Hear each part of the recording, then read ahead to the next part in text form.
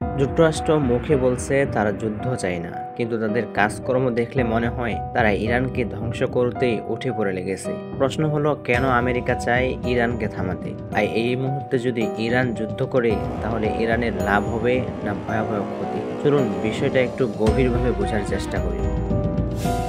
প্রথমত আমাদের বুঝতে হবে, ইরান সাধারণ কোনো দেশ না। এটা এমন একটি মুসলিম দেশ যারা কোনো বড় পরাশক্তির ভয়ে নত হয় না। তাদের আছে সামরিক শক্তি, আছে পারমাণবিক গবেষণার সক্ষমতা, আছে অভ্যন্তরীণ উৎপাদন ক্ষমতা, আছে আঞ্চলিক প্রভাব।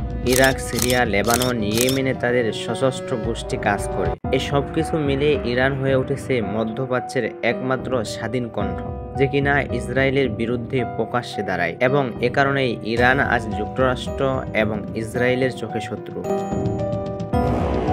যুক্তরাষ্ট্র প্রকাশ্যে বলছে আমরা যুদ্ধ চাই না, আমরা শান্তির পক্ষপাতী, কিন্তু বাস্তবে কি করছে? তারা ইসরায়েলকে মিলিয়ন ডলার মূল্যের বোমা, ড্রোন, যুদ্ধবিমান, ক্ষেপণাস্ত্র দিচ্ছে, যুদ্ধজাহাজ পাঠাচ্ছে, গোয়েন্দা তথ্য দিচ্ছে, এমনকি রাজনৈতিক সমর্থনও দিচ্ছে। তারা ইরানের বিরুদ্ধে আর্থিক নিষেধাজ্ঞা আরোপ করছে যাতে ইরান দুর্বল হয়ে পড়ে। এগুলো কি? এগুলো হলো পরোক্ষ যুদ্ধের কৌশল। আমরা নিজেরা লড়বো না, কিন্তু মিত্রকে দিয়ে লড়াই করাবো। এটাই হচ্ছে প্রেক্সিওয়ে, যেখানে আসল শত্রু লুকিয়ে থাকে আর লড়াই করে অন্য কেউ। কিন্তু যুক্তরাষ্ট্র এত ভয় পায় কেন? এর উত্তর লুকিয়ে আছে তিনটি প্রধান পয়েন্টে। 1 নাম্বার, ইরান যদি পারমাণবিক শক্তি অর্জন করে তাহলে আর কেউ তাকে থামাতে পারবে না। মধ্যপ্রাচ্যে যুক্তরাষ্ট্র ও ইসরায়েলের আধিপত্য শেষ হয়ে যাবে। 2 নম্বরে, ইরান যদি নেতৃত্ব দেয় তাহলে মুসলিম বিশ্ব একত্রিত হতে পারে, আর সেটা আমেরিকা কখনোই চায় না। 3 নম্বর, যুক্তরাষ্ট্র চায় মধ্যপ্রাচ্যের সব মুসলিম রাষ্ট্র যেন তাদের নিয়ন্ত্রণে থাকে, যেমন সৌদি আরব, কাতার, সংযুক্ত আরব আমিরাত। এরা সবাই আমেরিকার বন্ধু, কিন্তু ইরান তারা মাথা নত করে না। এই মুহূর্তে যদি ইরান যুদ্ধ করে তাহলে কি হবে? এটা খুবই গুরুত্বপূর্ণ প্রশ্ন, এবং এর উত্তর সহজ না। ইরানের অর্থনীতি এখনো অনেকাংশে নিষেধাজ্ঞার মধ্যে। যুদ্ধ মানে আরও অবরোধ, খাদ্য ও চিকিৎসা সংকট, সাধারণ জনগণের কষ্ট।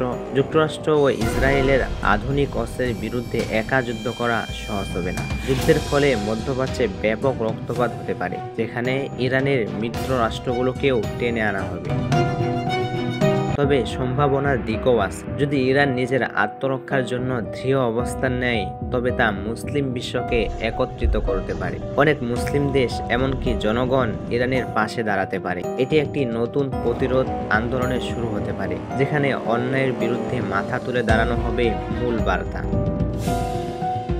তাহলে কি যুদ্ধ করা উচিত?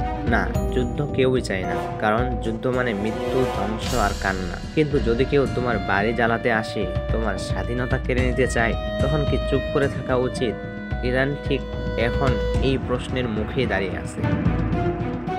শেষ কথা, আজকের পৃথিবীতে যুদ্ধ শুধু বোমা আর গুলির মাধ্যমে হয় না। আজকে যুদ্ধ হয় অর্থনীতিতে, তথ্য দিয়ে, মিডিয়ায় এবং মিত্রদের ব্যবহার করে। ইরান কি মাথা নত করবে নাকি দাঁড়াবে? এটা শুধু ইরানের প্রশ্ন না, প্রশ্ন সারা মুসলিম বিশ্বের সাহসের সম্মানে। তোরা আজকের ভিডিওটা এই পর্যন্তই। ভিডিওটা ভালো লাগলে ভিডিওতে লাইক দিন, শেয়ার করুন এবং কমেন্টে জানান আপনি আরো কোন বিষয়ে ভিডিও চান। ধন্যবাদ সবাইকে, দেখা হবে পরের ভিডিওতে।